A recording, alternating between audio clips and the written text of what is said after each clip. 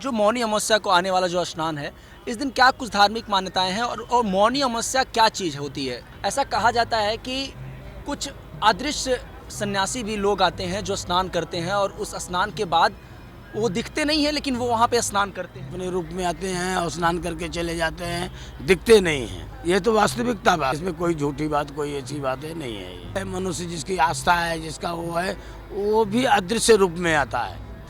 कर्ण भी आया हुआ है यहाँ।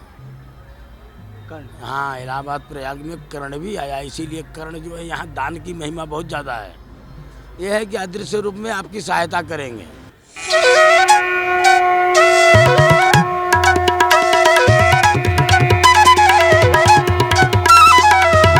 नमस्कार, भगवान न्यूज़ नेटवर्क देख रहे हैं आप और मैं हूं आपके साथ विक्की सिंह। महाकुंभ में हमारी मौजूदगी है। आस्था की डुबकी लगाने के लिए तमाम श्रद्धालु न केवल भारत से बल्कि विश्व के कोने कोने से तमाम सनातनी जो है वो आ रहे हैं। लेकिन एक जो खास चीज़ है महाकुंभ में, जो 1-1.5 महीने चलने वाला ये महाकुंभ है, इसमें जो 6 स्नान हैं, उन 6 स्नान का क्या कुछ महत्व है और मकर संक्रांति के बाद अब मौनी अमावस्या को जो स्नान है और उसके बाद बसंत पंचमी को जो स्नान है, उन स्नान का क्या कुछ महत्व है। हमारे साथ बाबा जी हैं, इनसे पूरी विस्तृत जानकारी लेंगे और ये समझाने की आपको कोशिश करेंगे कि जो भी चीज़ें आने वाले समय में जो मौनी अमावस्या और बसंत पंचमी को स्नान होने वाला है, उसका क्या कुछ धार्मिक मान्यता है और उसके बाद जो शिवरात्रि तक जो स्नान होने वाले हैं 3 और, उसके क्या कुछ धार्मिक मान्यताएं हैं और क्या वो जो तमाम 1.5 महीने तक ये महाकुंभ चलने वाला है, डेली स्नान में, रोज़ प्रतिदिन स्नान में और इन 6 दिनों की जो स्नान होती है, इसमें क्या कुछ भिन्नताएं होती हैं। बाबा जी, बहुत बहुत स्वागत है आपका।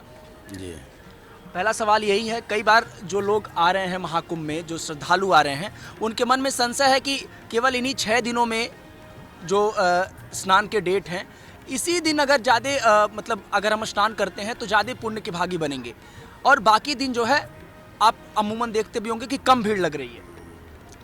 अब ये इतने सालों के बाद 12 साल पे ये कुंभ आता है और 12 साल में भी जो है ये अलग कुंभ है, ये पूर्ण कुंभ है। तो इसमें जो है ये जो स्नान की तिथियां हैं, जो है यहाँ सब सारे जगह के सभी तीर्थों के जो है देवी देवता यहाँ विराजमान हो जाते हैं क्या। और ये प्रयागराज और कुंभ नगरी है, संत महात्मा भी आते हैं, पूरे अखाड़े भी आते हैं। पहला स्नान मकर संक्रांति का करते हैं, हम लोग वहाँ बगीचे में आके रुकते हैं, फिर यहाँ पेशवाई के साथ आते हैं।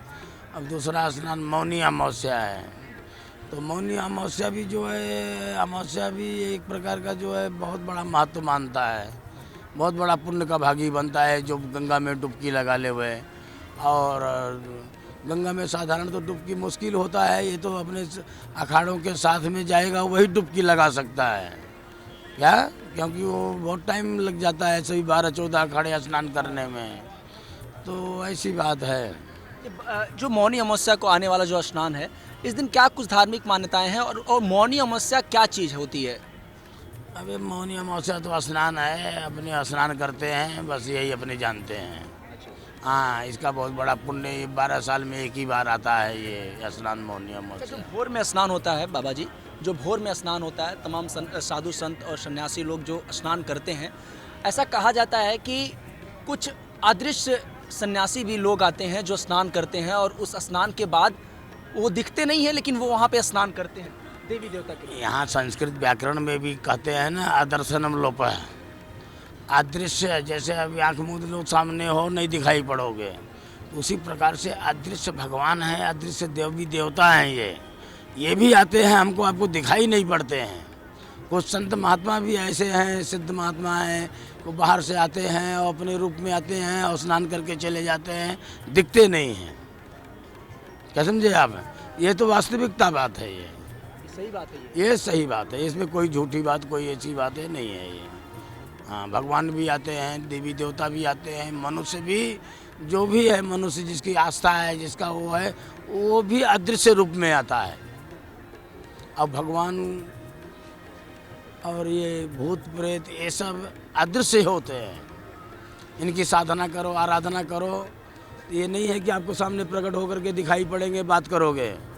ये है कि अदृश्य रूप में आपकी सहायता करेंगे, इसमें कोई दो राय नहीं है। अच्छा, समुद्र मंथन के दौरान जो अमृत गिरा था 4 जगहों पर, जो उज्जैन हो गया, नासिक हो गया, प्रयागराज हो गया। ये इलाहाबाद भी उसी में से, इलाहाबाद है, नासिक है, त्र्यंबकेश्वर और उज्जैन है। क्या एक कहानी है बाबा जी, कुछ आपको? अब उसी समय गौ देवी देवताओं का जो है वो युद्ध था उनका, हैं, देवता लोग कमज़ोर पड़ते थे, तो उसी समय शंकर भगवान प्रकट हुए थे। उन्होंने जो है वो कर दिया ऐसा चमत्कार कि वो सब सुरा सुंदरी में जो है वो सब रह गए और देवी देवता जो है वो अमृत का पान किया। मतलब असुर और देवी देवताओं में हाँ, भिड़ंत था उस समय। तो उसमें शंकर भगवान जो है वो पी गए जहर जो है, और अमृत जो है इनके पास आ गया, घड़ा एक गिरा, तो महात्माओं के पास में आ गया, तपस्वियों के पास में आ गया। तब से जो है महाकुंभ का ये सिलसिला हाँ, शुरू हो गया। चालू हो गया है। अब कर्ण भी आया हुआ है यहाँ।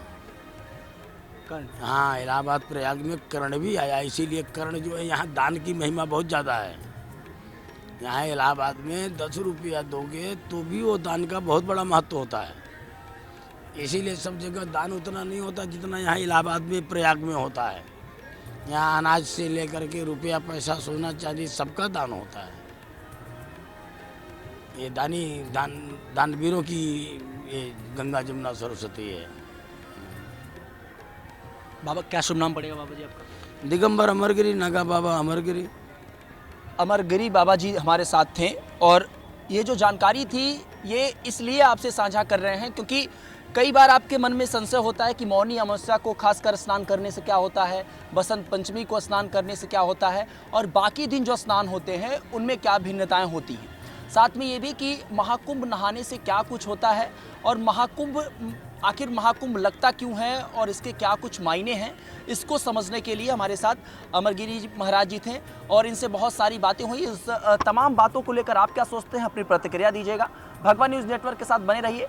अरविंद शाही के साथ मैं विक्की सिंह। सब्सक्राइब करें आपका अपना चैनल भगवान न्यूज, और हर खबर सबसे पहले पाने के लिए बेल आइकन जरूर दबाएं, और हाँ, खबरें पसंद आ जाएं तो लाइक और शेयर करना बिल्कुल ना भूलें।